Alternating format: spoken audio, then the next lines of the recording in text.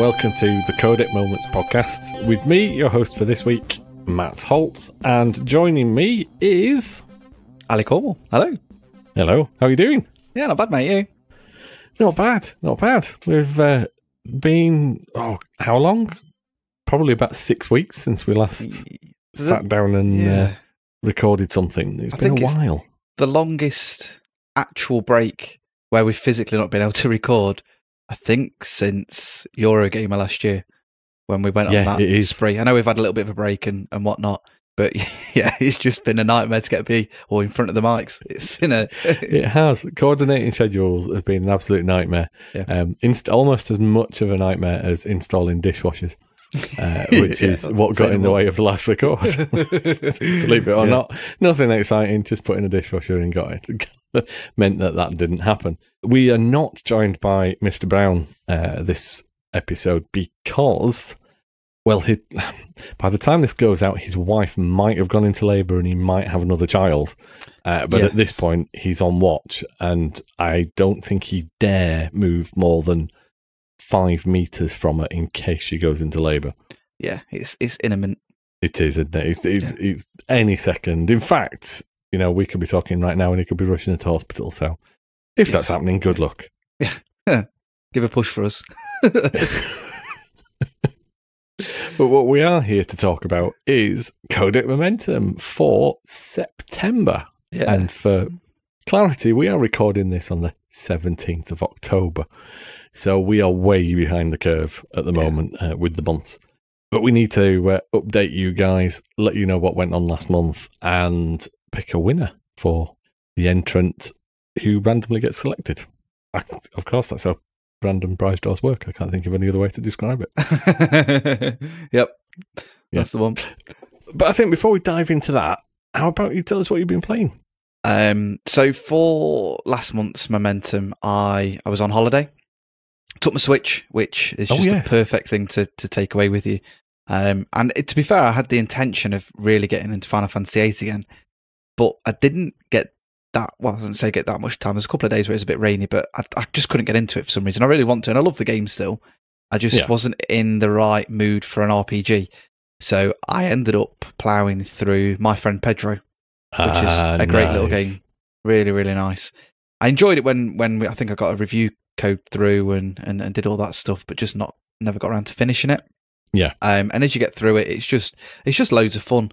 A few little puzzles and whatnot, and you get different weapons as you go through and make a bit more mess and different things.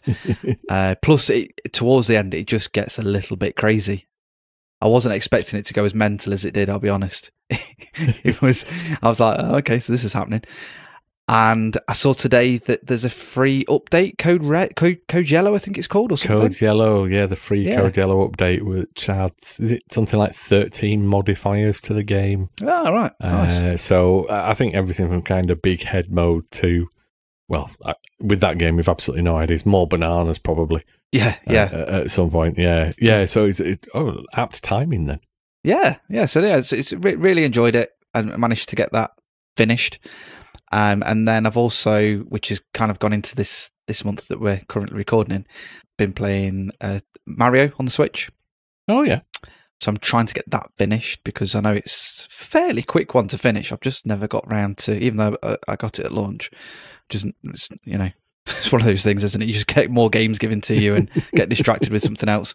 So I'm trying to finish that, and everyone's keeps telling me to finish The Last of Us. So I've picked that back up again and started it from the start. And just for clarity here, it isn't because it was free on PSN. I did purchase it maybe a year or two ago when the enhanced or remastered version on PS4 was on like a Black Friday sale or something.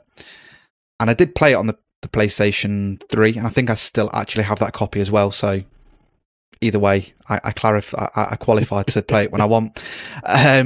But I just got to the school and never got any further. Yeah. I think there was a little bit in the basement that was a little bit scary, I will admit. Me and Andy have a reputation for not liking.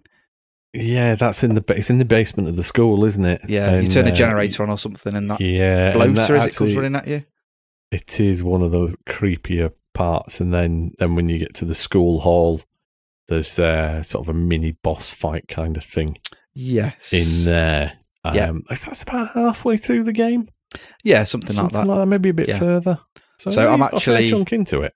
Yeah, and the thing is at the minute I'm living on my own, kind of, while my wife is away working in a new job. So she's only back at the weekends. So that's the only time I'm playing it, because I'm not playing that on my own and then go to bed. No way. Yeah. But yeah, so playing that, and then obviously we've had Grid and WRC and all sorts of stuff that's been dropping. So just playing a little bit here and there and a few board games and stuff. What about yourself, Matt? Well, I didn't pledge anything last month. You've mentioned one of them that dropped, but WRC8 arrived, and I ended up playing that. And as I finished that, I then realised I bought the Dark Pictures anthology, Man of Medan. I say realised I pre-ordered, and it was sat on my shelf for about 5 weeks before I started it. So I thought I've got to do that. So I went through that, and I quite enjoyed it. Yeah. Man of Medan's really interesting. It's quite nice and creepy. It's got some lovely touches, but you can half tell that they haven't built it in the same engine as they did Until Dawn. Right. It's a bit like playing a Telltale game at times. Oh, okay. It's janky. And it puts the wrong cutscenes in, and it jerks, and it's slightly disappointing given how smooth Until Dawn was, or at least in my memory, how smooth it was. Right, but yeah, a good urban horror tale anyway, and I'm interested to see what happens with the next one. I strongly suspect if the next one doesn't sell, that'll be the end of the anthology, but we'll see. Yeah, and then the Surge 2. That came, and that's not exactly a short game, and in all honesty, not really my type of game either. No. But I thought I'll give it a go, and I found myself really getting into it. I did really enjoy the gameplay loop. I started to get a bit frustrated with what felt like the lack of progression at times, and the difficulty spike with the bosses, because 20, 30, 40 attempts maybe to get past the first boss. Yeah, it's a tough game, but actually when you're outside that, finding the shortcuts and the routes and the new respawn points and everything else, it worked really well. I did really like it. Yeah, I played the first one and not finished it, but I did really, really enjoy it. And I like I don't know if it's still in it, but the finisher moves, if you like, where you cut people in half or rip the limbs off and things like that. Yeah, target them, yeah. So, it's a really nice Dark Souls-esque game. Yeah, definitely. There's no other way of describing it. Yeah. And then Close to the Sun, which has been out on PC for quite a while, but it's coming to console at the end of this month, and we got sent some preview code to play the first 3 levels. I'd say if you like BioShock without the combat, that's pretty much fair to money. It's good. It's good. I've enjoyed that. I've yet to finish it, so I do need to go back and do that. Then Grid. Yep.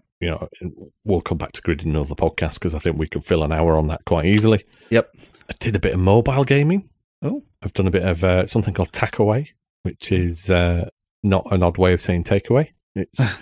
It's a multi-planed puzzle game. It's really actually quite nice, quite challenging. Yeah. And then the Bradwell Conspiracy.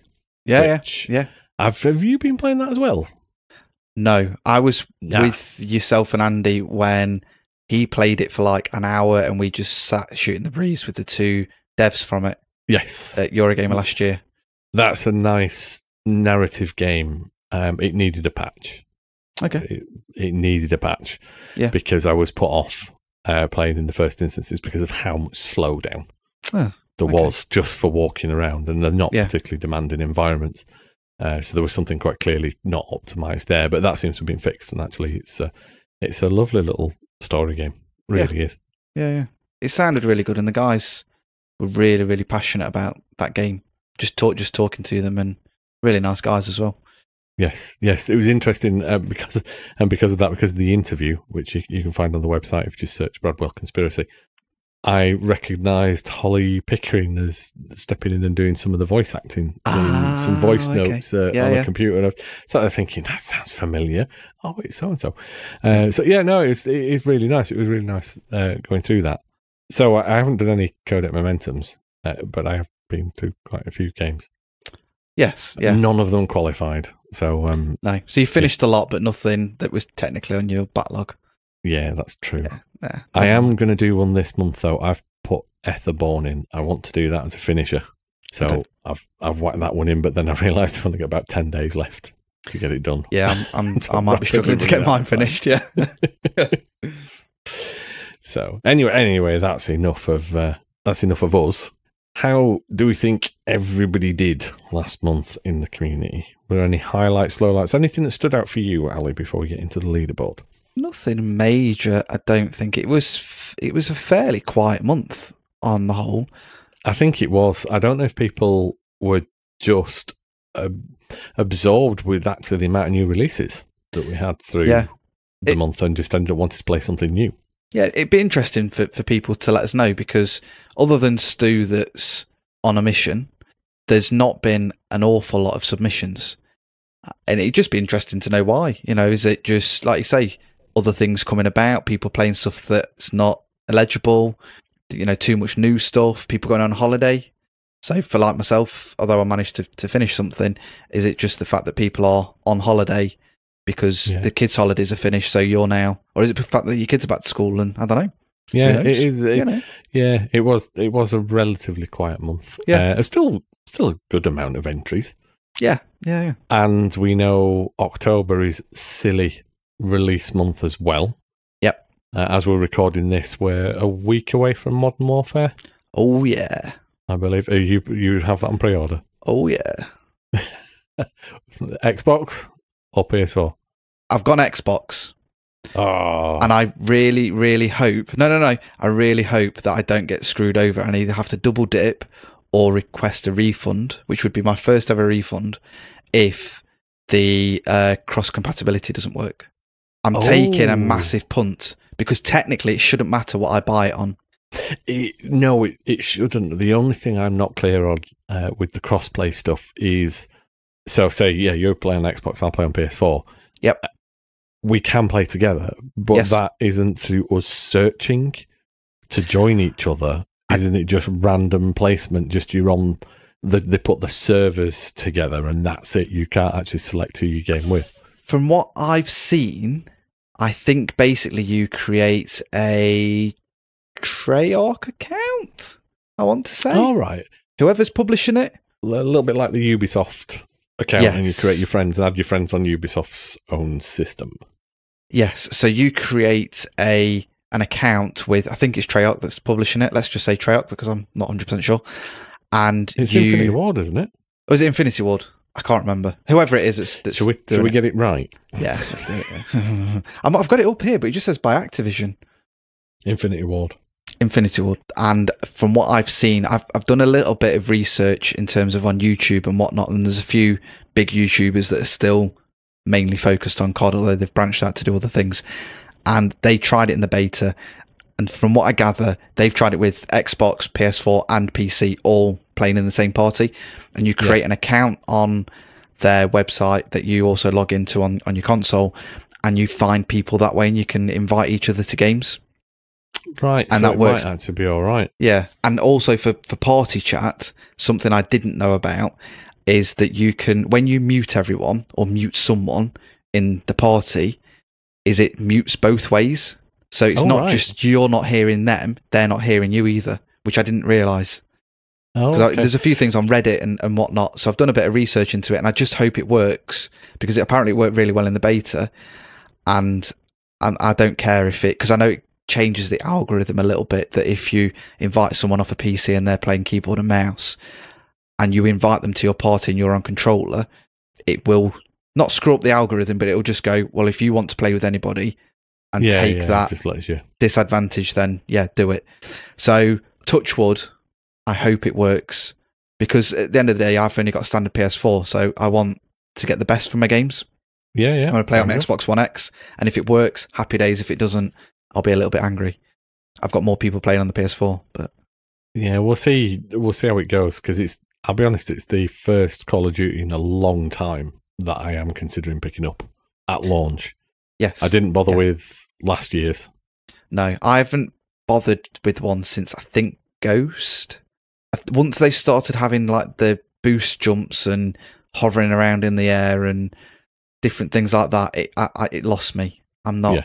It's bad enough being shot by kids that have got reaction sort of a fighter pilot when you're on the ground, but when they're up in the sky as well, I'm out.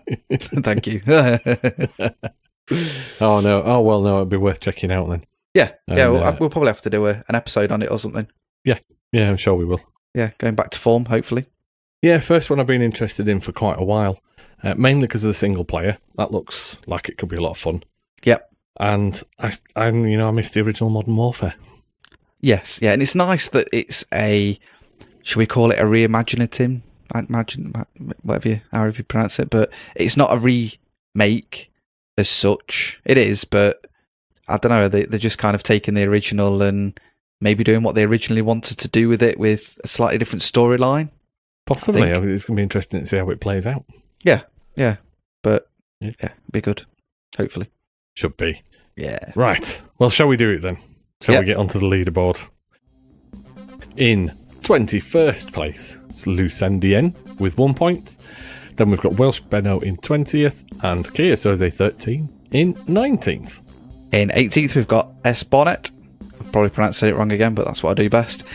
In joint 16th is Justin Knowles and Afro Gear. Then in 13th, joint 13th, these three. I'm impressed. It's at Kevney, Kishnabe, and Tainted Shirt. Well done. Hi. In joint 11th, we've got Square Freak and Clinical Andy. And then in 10th, myself. Oh, well done. 10th. Yeah. And I'm in 9th. Yay. Then in 8th, we've got VitaFan 9. And in 7th, at Solemn 67. In 6th, we've got Anya 6. 5th, we've got Drunk Rogue 68. And in 4th, we've got VDJOMB. And then in 3rd, we've got Basement Shacks. 2nd, it's still at Fury AC3, despite the fact that he hasn't actually entered anything for the last 2 months? Maybe 3 months? Yeah, something like that, yeah. And then in 1st, as it pretty much is every month, it's at Saintly Stewart. Yep. I mean, it's all still to play for. There's not many points between Stu and Stu. Fury AC3 and Saintly Stu. If Fury, if you like, wants to put the hammer down, I'm sure he could catch him and they could have a little tussle. He could close that gap, and I'm so reasonably confident that Mark, Basement Shacks in 3rd, could probably claw back the 36 point deficit he's in at the moment. He might be able to do something about that. Yeah, he likes his platinums and his finishers, if you like. He likes to go for the whole hog, so that's definitely possible for Mark. It is, and you never know, there might be a bonus round or two coming towards the end of the year that might help spice things up a little bit in the last month. Yeah. Or it might just benefit the house. Yeah, it might do. We might rig it. Right, so congratulations everyone this month. I am going to give a quick shout to Justin Knowles and Colin Sheridan, because last month we forgot to put their bonus 10 points on for the referrals. Lovely. Well done, guys. So, on to drawing our winner for September. And I think it's got to be your turn. Yeah, go on then. Do you know what? I'll draw it out of my Hitman briefcase. Why not? Oh, nice. Have you taken the duck out? Yeah. Don't want it going off by mistake. And we've completely glossed over that. I know we've got to get a Hitman reference in somewhere, but we completely glossed over the fact that there was a new level. But, another podcast. I've still not played it either. Oh, it's good. I need to have a go. I've only done it a couple of times, but anyway. So, put my hand in. And the winner is Anya 6 for Red Dead Redemption 2. Well done. Congratulations. I know that was painful for you. Hopefully this makes it all the better. Painful? Why was it painful? I think you found it a bit of a slog. Oh, okay. I need to finish that as well. Yeah. Surprise. It lovely. I really enjoyed that. Really enjoyed it right the way through to the end. Fantastic. As the 2.5 hour podcast at the end of last year might have attested to. Yes, yeah. Which I'll be honest, I didn't listen to because I know there's spoilers in it. There are major spoilers in that. We recommend it. We ended up doing 2 podcasts. I think we did 4 or 5 of us talking about it, and then me and Kevney, because we'd been the only ones that finished it, actually decided to do a follow-up. Yeah, I remember being on the prelude. Yeah, I think we said we'd do 20 minutes, and there's probably something like 60 or 70 minutes that's cut out and not used. We went on quite a while. Yeah. So it's a long podcast. If you've got a long train journey, it's perfect. Yeah. Well done anyway, Justin. Yes, congratulations. So the only other bit of business then for September is the progress along the Appalachian Trail for Saintly Stewart. And he's finished. He's made the full distance, 2,500 kilometres, all done. He did send us a message, showed the completion, and also stated that he knows the entire tracking is screwed up and it probably isn't right, and therefore he's willing not to take any points for it. So that's fair enough, no points for you. You're not that mean. No, there'll be bonus points for it. We'll sort something out. At the end of the day, he's done it in some way, shape or form, so he deserves something. You do. And we'll decide on what that amount will be when we get to December. We've run our bonus month and it leaves you 1 point shy of winning the year. Yeah, then depends how much you pay us to swing it. Yeah. No, congratulations. Well done for getting that distance. That is incredible, whether it's a slight miscalculation or not. I'm pretty sure you would have done it anyway. And yeah, we will give you some genuine points. We will announce that in the November recording. That's it. Great. Yeah. So lovely to speak to you all again. We'll try and not be so late with November. We're not going to promise it, but we will try. We'll do our best, yeah. We will. And hopefully me and Ali will be back before then to talk a little bit more about Grid and WRC8, because, you haven't had a racing podcast for a few months, so it's about time we did one. Yeah. And on that, if you've not switched off already, you can do now. Goodbye. In a bizzle.